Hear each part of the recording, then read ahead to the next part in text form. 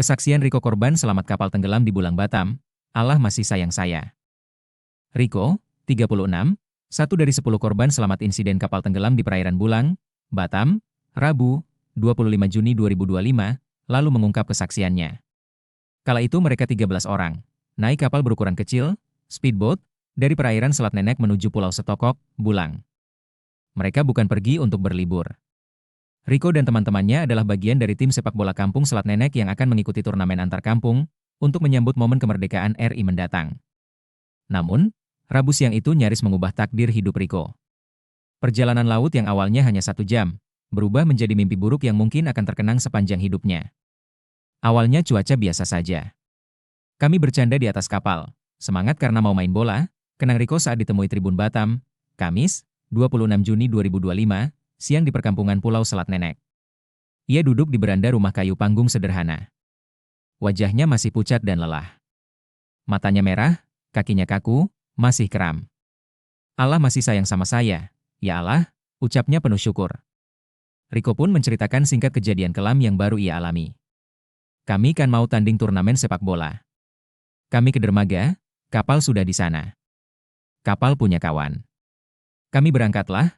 Setelah berlayar sekitar 45 menit, angin tiba-tiba kencang, ombak mulai naik, kapal goyang-goyang, ungkapnya. Sekitar pukul 13.45 WIB, bot kecil yang mereka tumpangi mulai oleng dihantam gelombang. Dalam hitungan detik, kapal pun dimasuki air. Mereka panik, kapal pun terbalik. Tidak ada pelampung, tidak ada tali pengaman. Semua penumpang tercebur ke laut. Siang itu seperti akhir dunia bagi saya, kata Riko. Suara-suara minta tolong terdengar. Namun satu persatu suara itu hilang. Sementara Riko berupaya berenang ke tepian, sekuat tenaganya. Di tengah laut yang ganas itu, Riko melihat sebuah benda terapung, yaitu palka kapal, bagian dari badan saat kapal terbalik. Tanpa pikir panjang, ia berenang dan memeluk erat palka kapal itu. Kalau tidak ada palka itu, saya mungkin sudah tenggelam, ujarnya lirih. Dalam kondisi terombang-ambing di laut, Riko terus berpegang pada palka. Ia tidak tahu kemana arah kapal, tidak tahu di mana daratan saat malam datang, dan langit gelap, hanya ombak dan dingin yang setia menemaninya. Waktu itu saya benar-benar pasrah. Saya bilang dalam hati, Tuhan, kalau memang ini akhirnya, saya sudah siap. Tapi saya tetap pegang erat palka itu. Saya tidak ingin menyerah begitu saja, katanya. Ia tidak sendirian.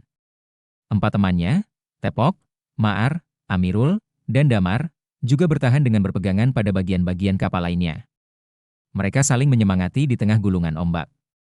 Berusaha tetap sadar dan tidak panik. Angin kencang terus menerpa wajah mereka, dan rasa takut menyelimuti seperti kabut tebal. Tidak bisa dijelaskan dengan kata-kata. Setiap detik seperti 1 jam. Kami hanya bisa saling pandang, berharap ada kapal lewat atau ada orang yang datang menolong, tutur Riko. Waktu terus berjalan hingga malam pun tiba. Palka kapal yang menjadi pelampung mereka perlahan mulai tenggelam. Riko pun memutuskan untuk pergi berenang menghampiri pulau yang jaraknya cukup jauh. Lalu saya tinggalkan mereka, saya berenang cari pulau dan cari bantuan. Pas berenang itu, kaki saya sudah kram. Kadang saya berenang kadang mengapung. Begitulah seterusnya sampai saya tiba di pulau kecil, katanya. Hingga akhirnya, sekitar pukul 21.03 WIB, sebuah kapal tim SAR gabungan mendekat. Senter-senter diarahkan ke pulau. Riko pun melambaikan tangannya. Dengan sisa-sisa tenaga yang ada, ia pun berteriak, memberi tanda ada orang di pulau itu. Begitu mereka mendekati saya langsung sujud syukur. Saya menangis sejadi-jadinya. Saya selamat, katanya. Tapi di dalam hati, saya masih khawatir dengan teman-teman lain. Ia kemudian mengajak tim SAR mencari 4 kawannya yang masih mengapung mengandalkan palka kapal, hingga akhirnya ke-4 temannya ditemukan dalam kondisi selamat. Di kampung, kedatangan Riko disambut pelukan sang istri. Tangis pecah, tidak hanya karena selamat, tetapi karena khawatir. Saya masih terngiang kejadian itu. Bayangan laut, suara ombak, teriakan teman-teman, itu masih ada di kepala saya, ucap Riko. Kini, Riko hanya bisa merenung.